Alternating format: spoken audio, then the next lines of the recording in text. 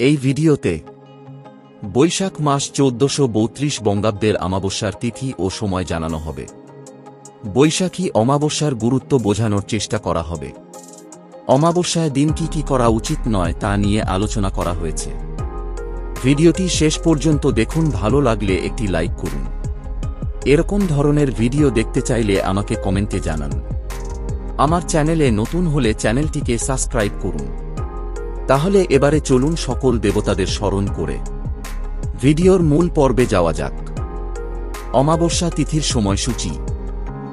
বৈদিক পঞ্জিকা অনুযায়ী বৈশাখ মাসের কৃষ্ণপক্ষের অমাবস্যা তিথি শুরু হবে ১২ই বৈশাখ ২৬শে এপ্রিল ২০২৫ শনিবার রাত ৪:৫১। শেষ হবে ১৩ই বৈশাখ ২৭শে এপ্রিল ২০২৫ রবিবার রাত ১:০১। বৈশাখ অমাবস্যায় স্নানদানের শুভক্ষণ। বৈশাখ অমাবস্যায় স্নানদানের বিশেষ মাহাত্ম্য রয়েছে। এই তিথিতে ব্রহ্ম মুহূর্ত থাকবে ভোর ৪:১১ থেকে ৪:৫১ পর্যন্ত। এরপর অভিজিৎ মুহূর্ত থাকবে দুপুর ১২:১২ থেকে দুপুর ১:০৩ পর্যন্ত। এই শুভক্ষণে স্নান এবং দান করা যাবে। বৈশাখ অমাবস্যার গুরুত্ব। শাস্ত্র মতে এই অমাবস্যা তিথিতে স্নানদানের পাশাপাশি পূর্বপুরুষদের উদ্দেশ্যে তর্পণ পিণ্ডদান করা শুভ।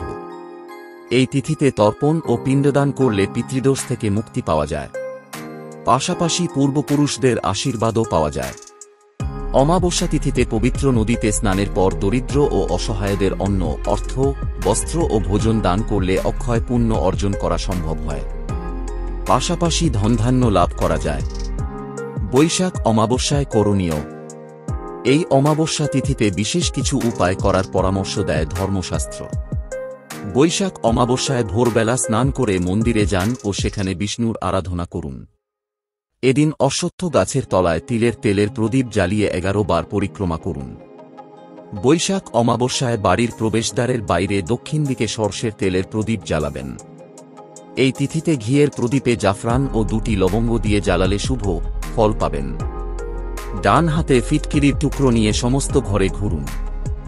এর ফলে নেতিবাচক শক্তির প্রভাব দূর হবে।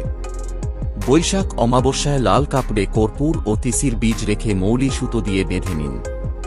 তারপর সেটি জলে প্রবাহিত করুন। এই তিথিতে বাড়ির ছাদে প্রদীপ প্রজ্বলিত করা উচিত, পাশাপাশি অশ্বত্থ গাছে জল নিবেদন করবেন। এইসব নিয়ম গুলি মেনে চললে আপনার সংসারে আয় উন্নতি সম্পত্তি বৃদ্ধি হবে বলে আশা করা যায়। অমাবস্যার দিন কিছু নির্দিষ্ট কাজ না করাই শ্রেয় বলে মনে করা হয়। হিন্দু শাস্ত্র অনুযায়ী এটি একটি তমোগুণ প্রধান তিথি, তাই এই দিনে কিছু সতর্কতা অবলম্বন করলে মানসিক, শারীরিক ও আত্মিক শান্তি বজায় থাকে। অমাবস্যায় যা করা উচিত নয় সেইগুলি হল: এই দিনে মানসিক স্থিরতা রাখা খুব জরুরি।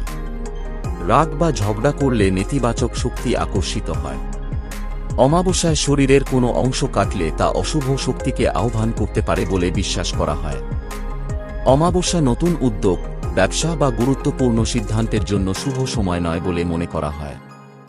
বিশেষত গ্রামাঞ্চলে মানুষের বিশ্বাস, অমাবস্যার রাতে অশুভ শক্তির প্রভাব বেড়ে যায়, তাই রাতে অকারণে বাইরে না থাকাই ভালো হয়।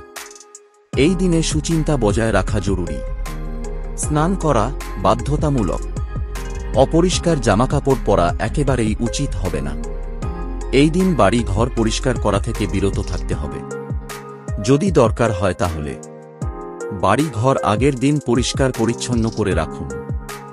অমাবস্যা দিনে সৎচিন্তা, পবিত্রতা ও ব্রহ্মচর্য পালন করা উচিত। তাই অশুদ্ধ খাদ্য, বিশেষ করে আমিষ ও মাদকজাতীয় কিছু এড়ায় যাওয়া আপনার জন্য খুবই ভালো।